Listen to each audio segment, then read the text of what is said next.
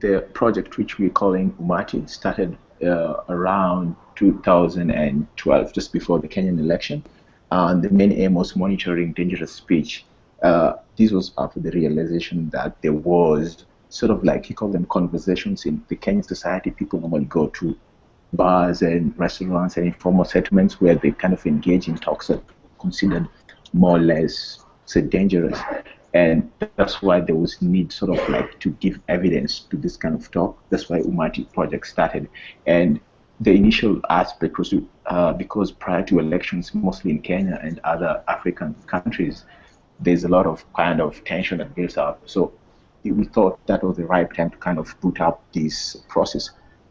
Uh, so as the iHub, uh, uh, it was set up much earlier than that to sort of like surface information, connect people, and also to support startups. So as part of the Umati project, this was fell under the surfacing information, because as much as people think about certain things, but there's no development based research that people say like, this is the amount of hate speech you get in Kenya, this is the type of hate speech, and we thought that this information was good for the iHub community.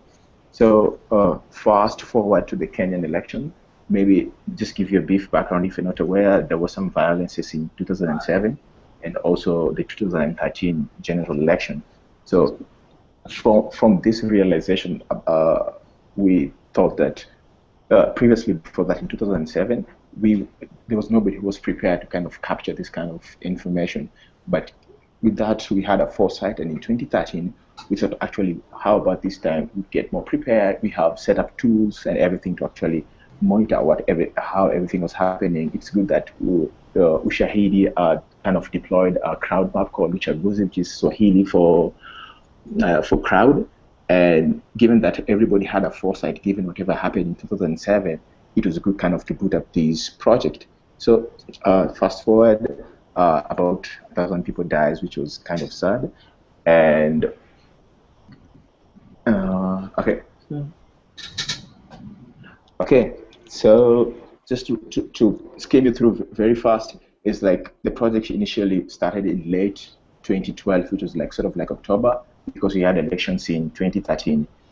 Yeah, so how did we go about this project? So we worked in collaboration with an American professor. She's called Dr. Susan Benesh, and she had done some previous work in Rwanda and also in Yugoslavia on how kind of hate speech led into mass violence. So in Rwanda, he was specifically looking at radio, because radio was the most kind of consumed media in Rwanda. And Yugoslavia is sort of a look at a mixture of kind of media outlets, radio, and also leaflets. So given that Kenya, we had a good mobile penetration rate as well as internet rate, so we thought like the online sphere is kind of the section that nobody's actually thought about looking into it, as how people are using it to kind of spread hate speech, which could lead to offline violence. So Dr. Susan Benesh created a kind of what he called a 5-point framework, which looked at the influence of a speaker of an audience. So, for example, if you have a Facebook account and you have like 5,000 friends, if you have a Twitter account and you have like, let's say, 10,000 friends, you're considered to be somebody influential, and probably if you tweet something, people are likely to react to that. And then the other aspect was like the receptiveness of the audience. How are the audience susceptible to hate speech? Because from her research, she realized that people who are from low-income backgrounds and people that kind of considered vulnerable, so there are people who, when this information spread out, they're likely to take this information more seriously and act upon that. So, and also another aspect of his 5-point kind of methodology was that she looked at what you call actionable items, like the sort of speech must be able to discriminate against certain people, or it might be able to discriminate other people or cause forceful eviction, as it happened in Kenya and in Rwanda. So we picked up this framework and started using it to start monitoring hate speech. So at the start of the project, just before I like to dive into whatever we do that, but just to give a big background, at the start of the project we had 11 monitors who were just like physical we didn't use any automated means. We just had people sitting in computers, and then they were given a training on the framework. And after that, they're now going to Facebook and Twitter, and they'll manually search for words which are discriminatory in a way in the Kenyan context. And then using that, then they would sort of like take this data and then store it in a Google Sheet. It is more of what sociologists do. Like get people who could get you the data, and just because the very first step was just to have evidence of actually this is happening in Kenya. Okay, so let me just jump through the next slide. Okay, yeah. So this is like. Question, Chris? Yes. So, what was the process to translate the framework, the Bennett framework, into the Kenyan context? Like, who did that to sort of, identify which words were relevant to the context that you were trying to identify these 5 different points? Okay, so at the commencement of the project, so probably if you met Angela, who was the project manager at that time, she worked with Angela, who's the current project lead for this project. And Angela has extensive knowledge in the online sphere. She's been using a lot of the influence in online sphere to kind of disseminate knowledge. And she kind of created what you might call sort of like a forum of civil society, and also what we call the NCIS, which is the National Cohesion and Integration Commission in Kenya, which was set up to kind of monitor, not necessarily monitor, prosecute people who were kind of disseminating hate speech both online and offline. So this consortium of, I think, around 5 people, they sat down and sort of kind of like now translated the methodology in what could be used in the Kenyan context. Because initially from the Susan Bench framework, we could only discriminate against people, let's say you can against race, against tribe, and against religion. But so from that essence, we realized in Kenya, people also get discriminated on their social income status, like people living in affluent areas as compared to people living in low-income areas. There's kind of a schism between those 2 people. So that can also be considered like a discriminatory factor. So this consortium of 5 people were responsible for translating the framework. Okay, thanks. Sorry for interrupting. No problem. You could, okay, sure. So just to go through, like I told you, so the methodology was developed from the Susan framework. We had 11 monitors. All of them had different backgrounds. Tribally, they were from different tribes, because initially we thought people also used the local languages online.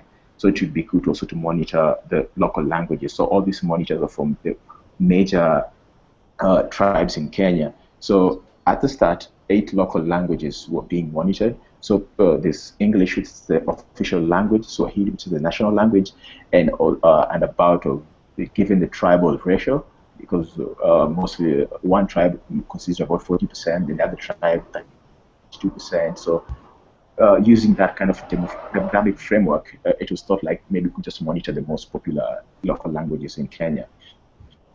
So the next stop was because we realized there's certain blogs in Kenya that command a lot of influence, whereby normally they're sort of like sponsored by politicians, and they kind of put in agenda, and people who think about that just normally go there and kind of put in negative sentiments. So we had people who were monitoring comments from these particular articles. After that, another thing, given the background on how Facebook is being used in Kenya and pulling some statistics, it was kind of prudent to also monitor groups, because from other previous projects, there's a realization that a lot of groups get set up on Facebook to champion a given campaign, sort of like they're trying to make one tribe look supreme than the other, or sort of like when there's one politician who's trying to rise, they're trying to promote him against another. So monitoring groups was one of the important kind of factors we had to go into. And then we also looked at pages of prominent personalities and also media agencies, because most of the time, from a realization of the previous projects that we had done, people normally react to news articles. So if, for example, you had something saying about there's a politician who had been sacked, then people try to infuse some tribal element to it, like, he was sacked because he doesn't come from the same tribe as the president. So these are kind of a huge amount of evidence on hate speech and discriminatory hate speech, given the reaction of media articles, which normally get posted on Facebook, and as well as kind of a few users on Facebook who kind of champion one or other kind of they call it like the civil society people who are more prominent in kind of more vocal. They tend to have a good number of followers, so it also be good kind of follow and see whatever they're putting out. And also after that, we also monitored just the general newspapers. So what sort of articles do the article incite people? Yeah. So just to give a quick start. So over a period from October 2012 up to November 2013, 1 year, there were 7,000 incidents of hate speech that were collected both on Facebook and Twitter as sort of like evidence. And on my next slide, kind of shows you a brief statistics. So you can see that a Facebook post in Facebook on Facebook had like 89% of the hate speech. So Facebook still had the most number of hate speech that we had captured. So we also looked at, and then the next thing was the comment in response to an online article. Like I mentioned, there are normally a lot of blogs and sort of like websites that champion a given cause. So that was the second tier of collection of data, which was like 4.2%, and then a response to a public, just a blog. Also, we also monitor pages, and from here, it's interesting. You see like the last part here, or I mean this middle part where you have tweets, which is like 0.5%. So we realized that Twitter, sort of like there's a difference in culture, and people are less likely to actually tweet hateful stuff. This could be a difference because of the platform, but also of the culture of the people on Twitter.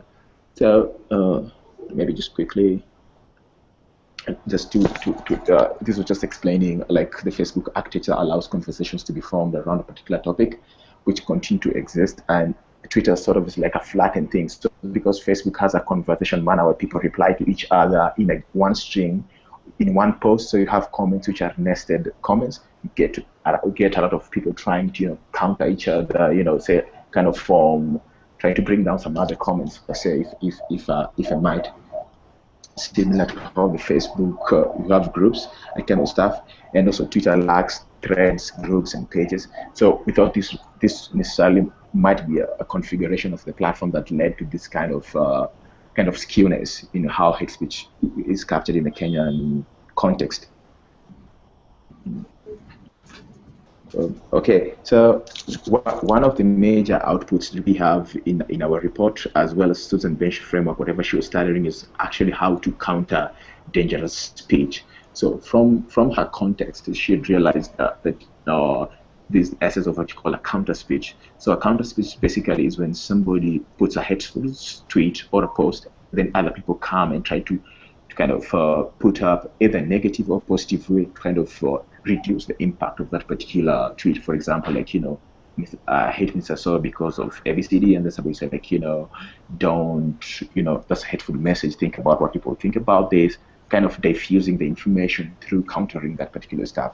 So in the Kenyan scenario, it's interesting because this one even spilled over to the TV, as you can see on my next slide.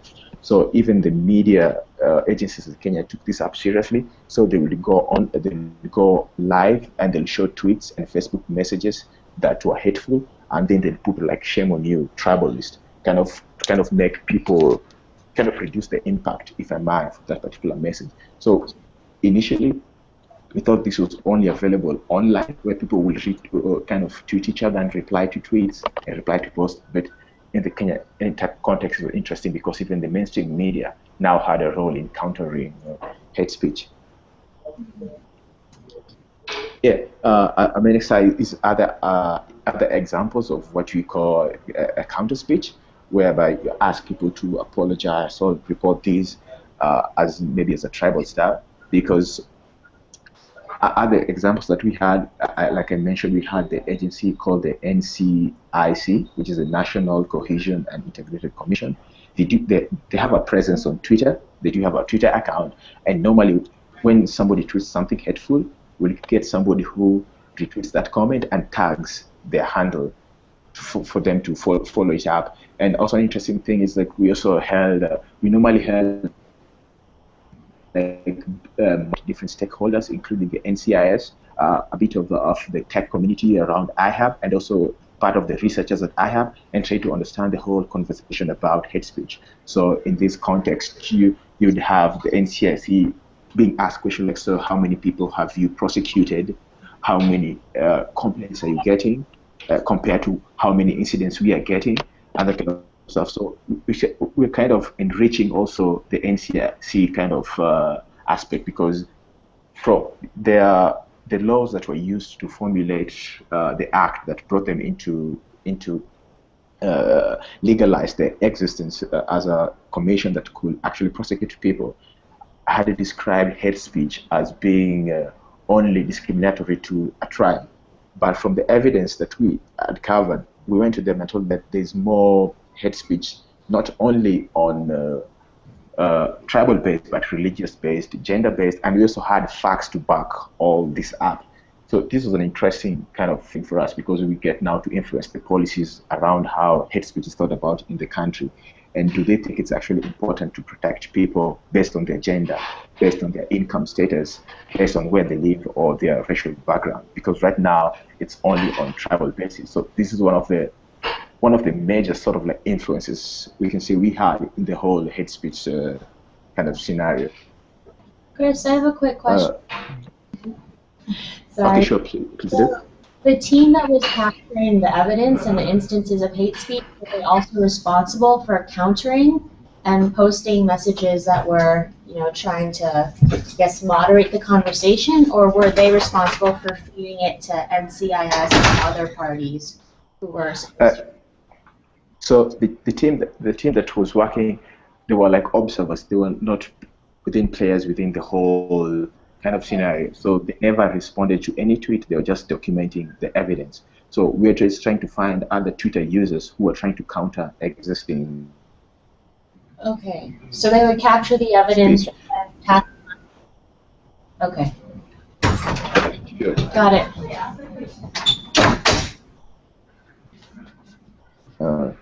Okay, so an interesting stuff. So right now we're currently running what's called the phase 2 of the Umati process, and we had a few things that we had learned from the phase 1. So from one of the discussions, we realized that we have people who have capacity constraint because they had to work within given amount of time in the day, and we can, as much as in the data collectors were trained and retrained, we can never quite sure that 100%. So the first process we wanted to do is to automate the data collection. We could just write scripts that collect the data.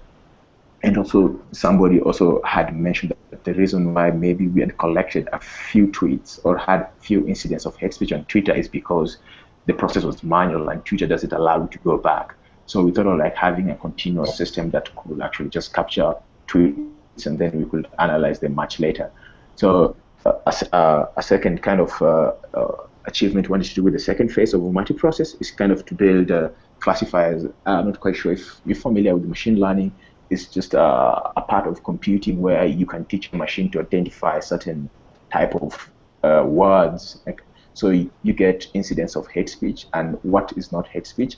You let people label them yes or no if they're not hate speech. Then you take this data, run them through some algorithms, then they create a model which you can use to predict. So it means all the decisions about whether it's hate speech or not is now left up for the machines to decide that. And the next process, because there's an upcoming elections in Nigeria, we also now want to test the framework we had in Kenya, plus the system we had in Kenya. We want to deploy it to Nigeria and see how good and bad it is, because now you realize that a lot of the Nigerian context is more similar to the Kenyan context, given that they have a religious sort of like differences. They have tribal differences as well as income disparities in the country. So they do share a lot of metrics that made the process kind of not call it success, but sort of like work, the methodology to work in Kenya. So we think this is another very good testing ground within that. So what do we do next? So I'm proud to show you this screenshot, which is, we're calling it the Umati data logger. So this is a system we've developed that you can just put in URLs of a Facebook page or a Facebook group, and it collects the post plus the comments, all of them. As you can see right now, it was running at about, so I'm tracking like 43 pages media pages. I have like 12,000 posts and about 200,000 comments. So in this essence, I'm quite sure I'm not missing anything. And the next episode, right now, we're still working to integrate Twitter data collection in it. Right now, Facebook is working perfectly, and we're kind of trying to do more analysis based on the recent events that have been happening in Kenya, like the grenades that have been going off, seeing how the conversation, who is driving the conversation. And so on the, on the next slide is just sort of like the second aspect really about that we're trying to build a classifier with the number of points, which means how much data has been labeled yes or no if it's hate speech. So right now it's around 9,000, and the curve shows how good the prediction is. So the other side is a score called the F1 score. We see how good the classifier is, and you can see it was kind of sort of like getting up to around 4,000, and then it sort of like levels out. So as much as we're still doing the Umati project, but also this doubles up also sort of like a machine learning research where you're trying to test a few things like how much data do you need to label before you have a good sort of like model that can predict algorithms. So for us, we're like 4,000 points, and you're realizing it's sort of like flattening out. So we think this is something also we could also kind of advise people on who want to do similar things, because there's sort of like other sort of like humanitarian agencies who are trying to build something similar. So we thought like this would be useful insights for them.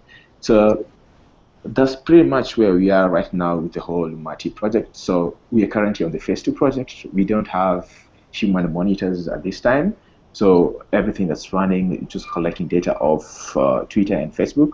We built a Facebook collector and a Twitter collector that constantly monitors words. Okay. So even write collection, then we can ask more better questions from the data. Like for example, there was a Muslim sheikh who was killed 1 month ago, and it was an uproar on Twitter, and it sort of like looked things like how were people describing this particular person. Were they negative about him, positive about him, which sort of like adjectival words they were using. So we're getting more enriched analysis out of that. So at this point, I would ask if any questions, need anything clarified? Yeah, I'm curious if through the project you also tracked sort of individuals and whether there were certain people who are responsible for generating, a disproportionate amount of hate speech, and whether that was part of your analysis at all. Yeah, sure. That was part of our analysis. So as part of the research, we don't we anonymize all the data. So we don't forward the data to other sort of like players like the police and the NCIS. We like to inform policies and let people know about this. But we did track, I think, around. There was one particular incident which was interesting because before anything had happened, there was one Twitter account, the person who was quite a good number of followers. He could tweet about something hateful and people would react to it. So it was quite interesting that he will drive a whole conversation by people that are following him. Mm-hmm. Chris, I have another question. I find very interesting the difference in between Twitter and Facebook, and I agree that this may be also due to the difference in platform, but I'm curious if you guys looked at all into the difference in demographic of the population that is using Facebook versus the population that is using Twitter, and if that may have been one of the influencer of the huge disparity in between the amount of hate speech in between the two platforms. Yeah, okay. So from the statistics we got, we work with another partner within the iHub ecosystem who tracks the number of Twitter users and Facebook in Kenya, in Kenya, and Twitter users were around 600,000. So they were almost double the amount of Facebook users as considered to Twitter. But that said, we didn't find that it didn't drive sort of like the conversation, because even if you look at Twitter, if you just sample 10 top users of Twitter within a certain conversation or a hashtag, you'll find the number of posts they put up in a day will average between 40 and 60. And in Facebook, people would go dormant for days. So I think the driving of conversation is more not on the number of people, but sort of like the characteristic of the people. If you put up more on Twitter, but it's not hateful, but on Facebook, people would be dormant, and then they'll come one day, and then maybe they just read newspaper articles, and when they see something they don't like, they just automatically react to it by putting a comment. Mm-hmm. Yeah, what I was interested in is not necessarily the number, but for example, there's a disparity, for example, in terms of economical income or gender presence, or in general, like provenance in terms of, for example, what I noticed when I was in Kenya was that a lot of the people on Twitter are from a middle class, and a lot of them are urban population, while Facebook is very widespread throughout the country, independently from urban population or rural population. But that is kind of like just an anecdotal thing that I've seen. But I was curious if you guys investigated that a little bit more. We did investigate part of that because initially when Twitter, between 2008 and around 2010, 2011, Twitter was mostly kind of confined to like a middle to so this was informed from a project we had done last year, where we were trying to track how people report incidents on Twitter. And we did a field study where we went to low-income areas and checked if actually they own smartphones, because we thought like because they don't own smartphones, that's why they don't tweet. Then we realized people do actually own smartphones within the low-income areas and slum areas in Kenya. Then we kind of put some questions to them like, why don't you tweet about incidents happening in your area? And sort of like the general feel we got was because sort of like in slum areas, people have more tight-knit communities. And when you post something hateful, people might likely come to your area or your house to say, so why are you posting negative stuff about Mathare, about Kibera? So there was sort of like a self-censoring environment, and that one inhibited people from low-income areas to actually post hateful stuff. But also that said, after 2012, coming to 2013, 2014, there had been a campaign by the biggest mobile telephone company in Kenya, the Safaricom. They're trying to encourage more people to join Twitter. And we sort of like realized we had sort of like 200,000 prior to 2010, but the number jumped up to 600,000, and sort of like more of the people from the now low-income areas are now more joining Twitter. And now it's not necessarily a reserve for the middle-income people and high people living in good background, economic areas in Kenya. So Facebook is indeed widespread, cutting across all income areas, but also Facebook is kind of steadily picking up.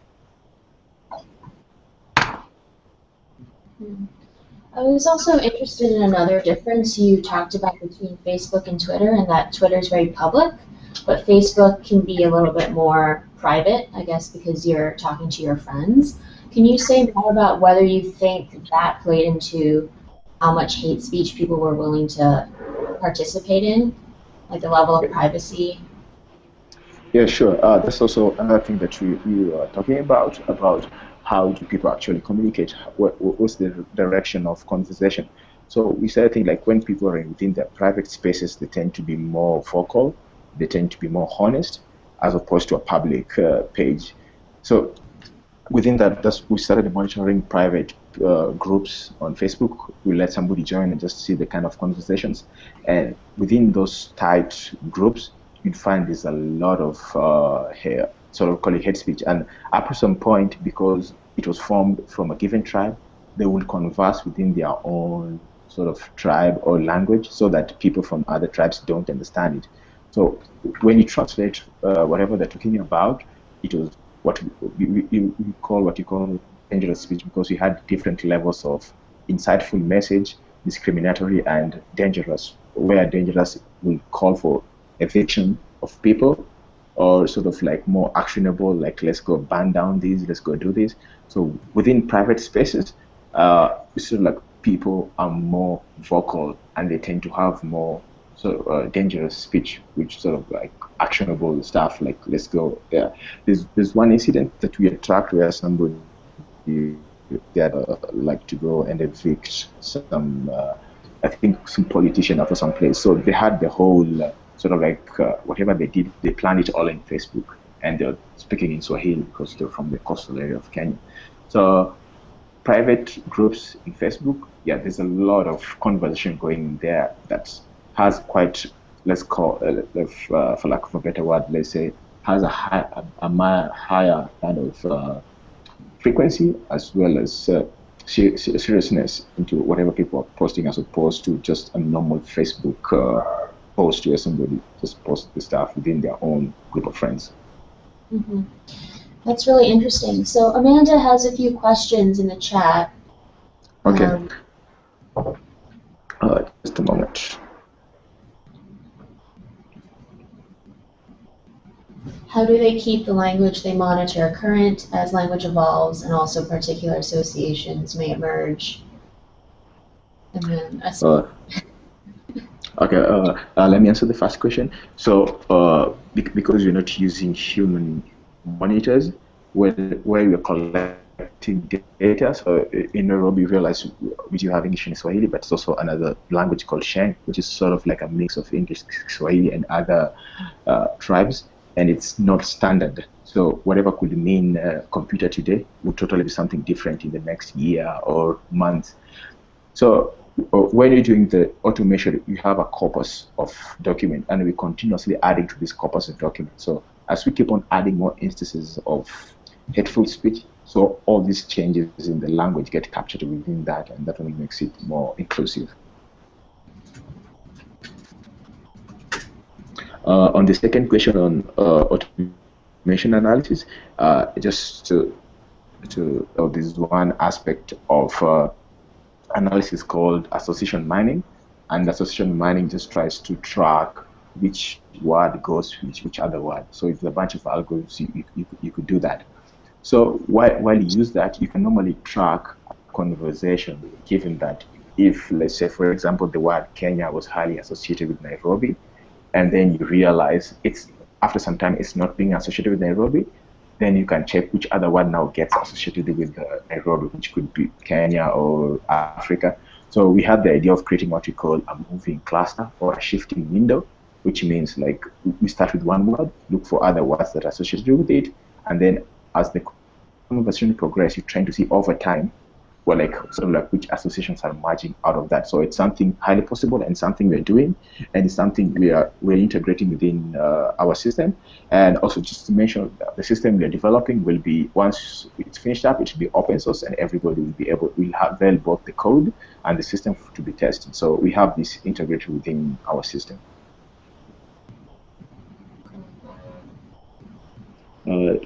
Third question.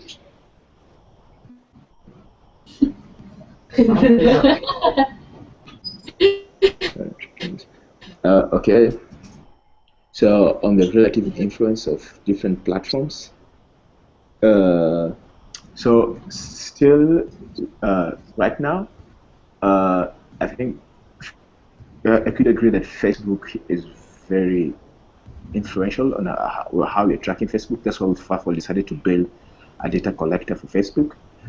But we also think about blogs, because, for interesting, there's some blogs which allow anonymous users to comment, and given that people know they're anonymous, it actually dump a lot of vitriol and hateful message within that. So on the relative influence of the platform, I'd say anonymous blogs are influential, but for people who know them, because not everybody, it's only a given number of people who are on the blogs. But on Facebook, because everybody's on Facebook, and you could be interacting with your friends as well as reading other articles. So I think the number is still making Facebook highly influential. But if you look at the impact, like sort of like the conversations in a qualitative manner, a lot of the blogs that allow anonymous posting, they do have they're quite a very influential factor. So this also points out we had one of the chat with one of the local media companies.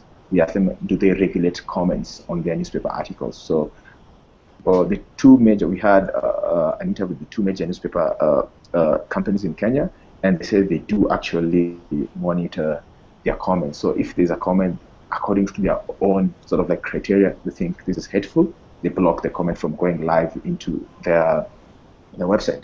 And this is something else. So you'd find the same article posted on their website, and maybe it has 2 or 3 comments which are not hateful.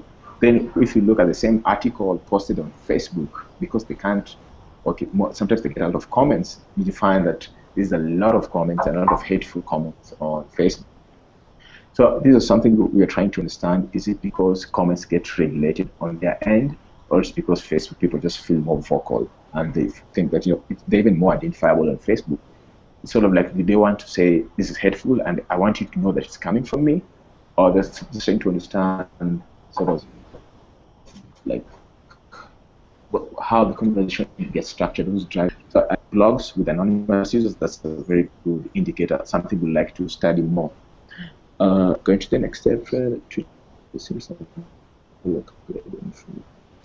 on Twitter, because Twitter it's interesting because you get flow of conversations, and the way we kind of track Twitter and how the APIs have written, multiple people to test a lot of different things, and also when you extract the data, you get a lot of metadata you can get when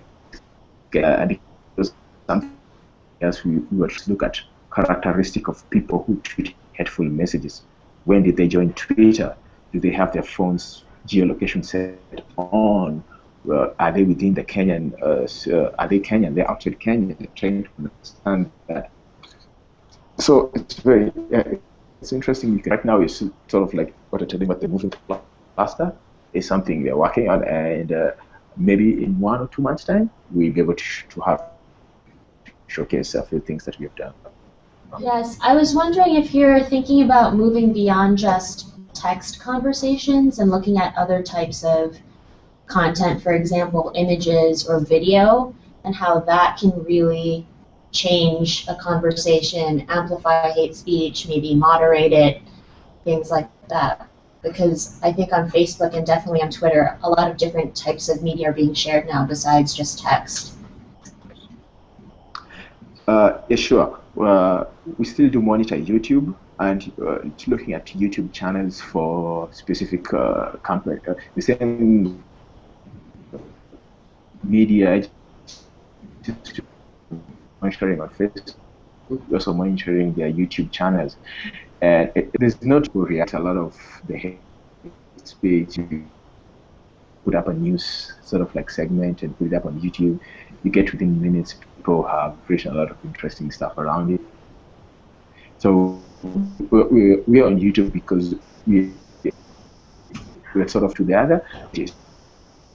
So compelling, because we had realized when there was an advert that was put out by one of the media agencies, and if you just read the text next to the image, but then the image that they're placed to go together with whatever they're trying to advertise was sort of like provocative, and most people are reacting to that. But we haven't kind of created sort of like methodology to actually analyze images and also go to other platforms such as Instagram. So we're still on the multimedia segment. We're just still monitoring YouTube. Cool. Does anyone else have questions?